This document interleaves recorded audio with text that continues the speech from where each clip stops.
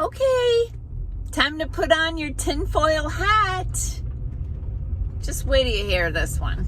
Hey, I'm Dr. Patty Barch. I'm a traditional naturopath, founder and owner of Naturally Unbridled Wellness and naturallyunbridled.com, where we focus on wellness solutions, not disease management. This is Down the Ridge with Dr. Patty. This is not medical advice. It's for entertainment purposes only. Nothing I say is true. Don't listen to me. All right, so I'm going to start off talking about variants and see where this thing goes. But this was something that I was like, stop the bus. This ain't right. What? Yeah.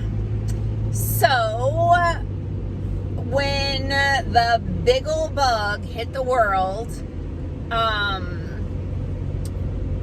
they started with, of course, the original Wuhan strain, right? I believe they're calling it that. Anyway, that was like the first strain. And then they came out with the interventions. And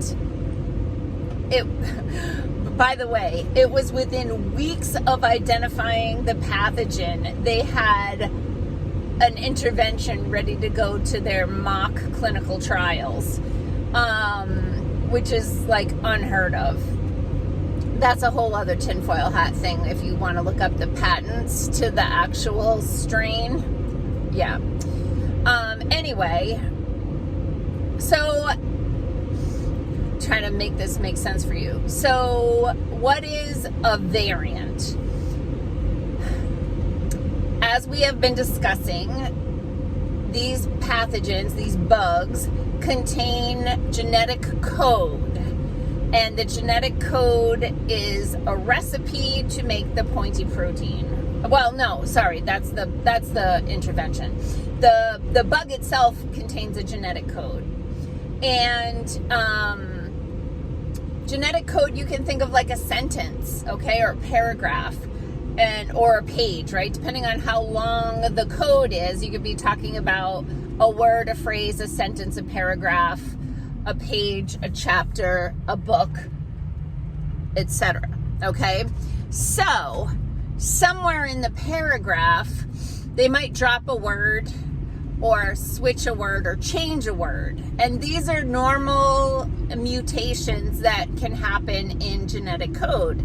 They have fancy names for them. There's frame shift mutations, insertions, deletions, those sorts of things. But anyway, the original recipe gets changed. New herbs and spices added, other herbs and spices deleted, and so the end product is slightly different. And epidemiologists, who are the people who study the disease patterns, virologists who study viruses, vaccinologists who study interventions, these people, a lot of the ones who are like awake and like, wait, what are you doing? We're like, what the worst thing you can possibly do is use interventions in the masses during an actual outbreak, because the bug itself has survival mechanisms, for just lack of a better term.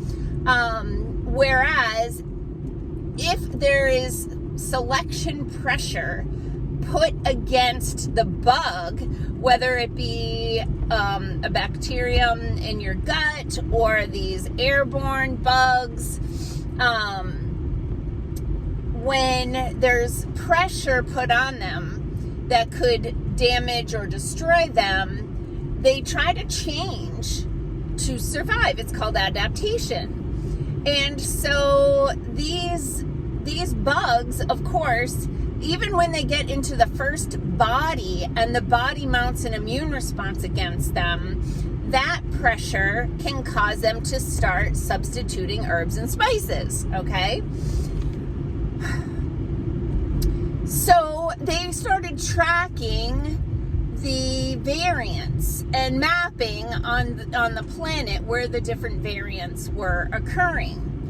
And some of the severity, right? So we know that like the Delta version was, had some significant symptoms associated with it.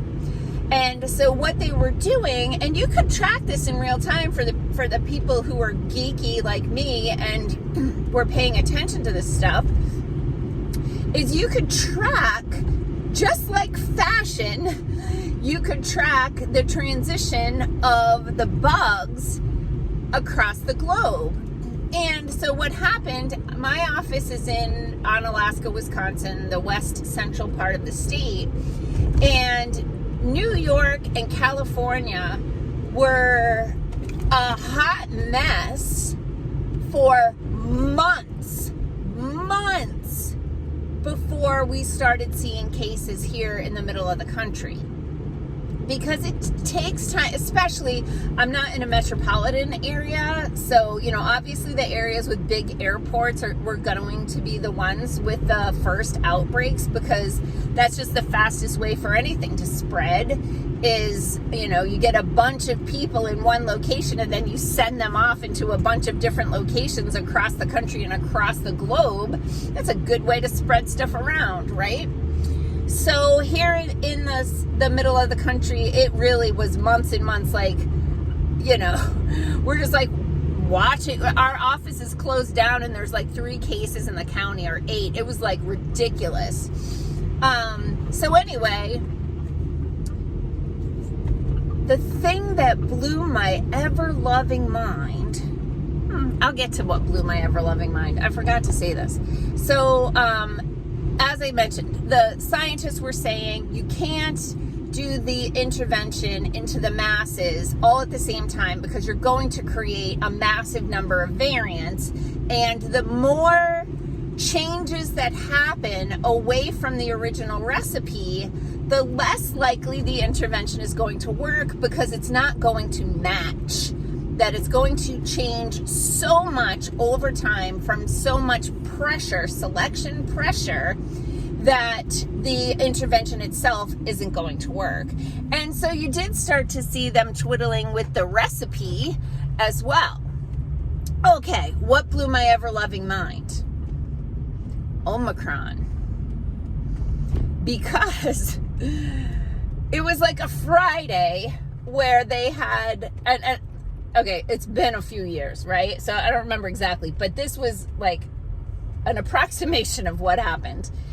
It was like a Friday where the report that I saw announced that they had discovered and mapped what they were terming the Omicron variant. By Monday, they said 98% of the cases are now the Omicron variant or something like that. And I'm like, wait, what?